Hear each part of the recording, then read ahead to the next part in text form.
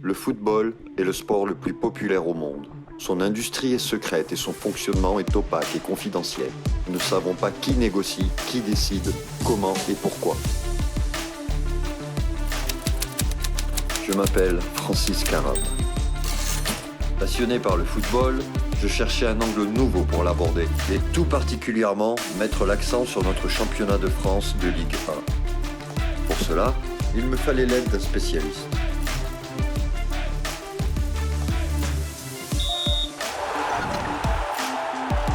J'ai donc contacté mon ami Pierre-Mivi Azaria de l'agence MCI Sport, licencié FIFA, qu'il dirige avec ses collaborateurs Alain Gaspeau et Manon Lenoyer, une référence mondiale en termes de logistique de football.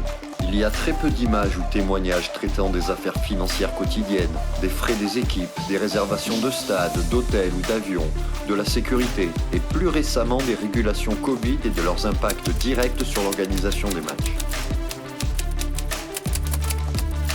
Il nous est alors venu l'idée novatrice de mettre en valeur la partie immergée de l'organisation d'un match de football.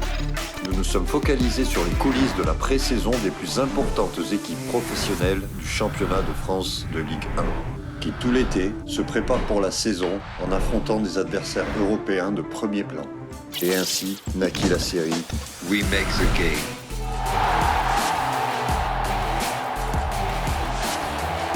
Un concept mélangeant la réalité d'une vie à la réalité du football. Un palpitant behind the scenes retraçant le parcours et le travail de l'agent de match FIFA Pierre-Mivi Azaria durant la pire crise de l'histoire de l'industrie du sport. Composant avec les incessantes restrictions du Covid, Pierre se bat pour sauver le calendrier des matchs de pré-saison tout en devant respecter et négocier au mieux les épuisantes demandes de joueurs et de team managers des top clubs européens.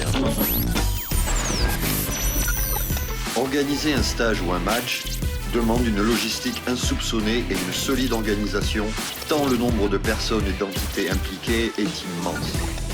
Mais ce que l'on ignore, c'est qu'une seule personne prend la responsabilité du succès ou de l'échec de l'événement.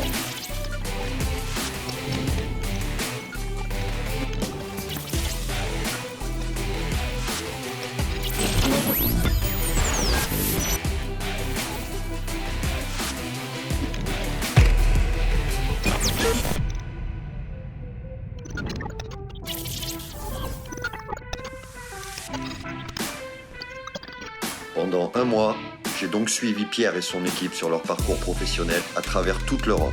Au moment du pic de leur activité, nous avons suivi 4 équipes de l'élite en stage de préparation et couvert 10 matchs de pré-saison.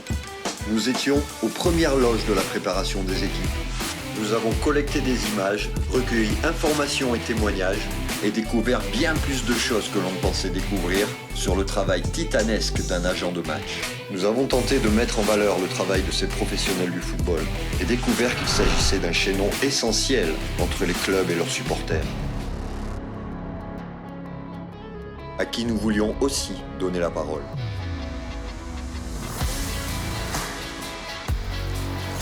Nous voulions concevoir un programme de football universel, unisexe, où les plus grands comme les plus petits peuvent s'y retrouver. Qu'ils soient amateurs de sport, d'aventure, entrepreneurs, employés ou qu'ils soient simplement curieux, un programme ouvert à tous.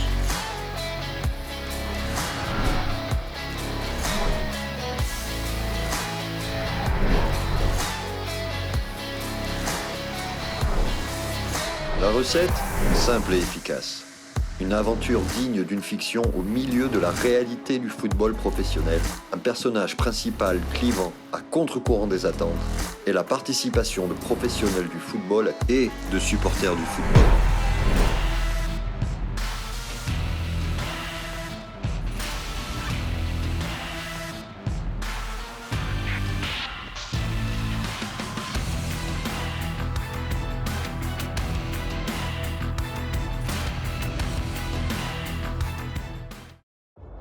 Je loue les stades, je fais la billetterie, la sécurité, les précautions sanitaires. Je m'occupe des bus des deux équipes, je m'occupe des avions des deux équipes. Combien de personnes, comment, pourquoi, les menus, la diététique, par où on rentre, par où on sort. On appelle ça souvent des amicaux, mais c'est réellement de la préparation. stage de pré-saison et l'avant-saison indiquent souvent l'état d'esprit.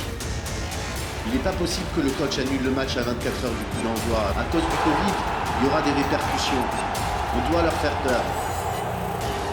Financièrement parlant et juridiquement parlant. Je lui ai dit que c'était une catastrophe, que ça n'allait pas rester sans répercussion. El fútbol es un negocio también muy particular. Los clubes permanecen, pero las personas se mueven. Maintenant, c'est la consécration.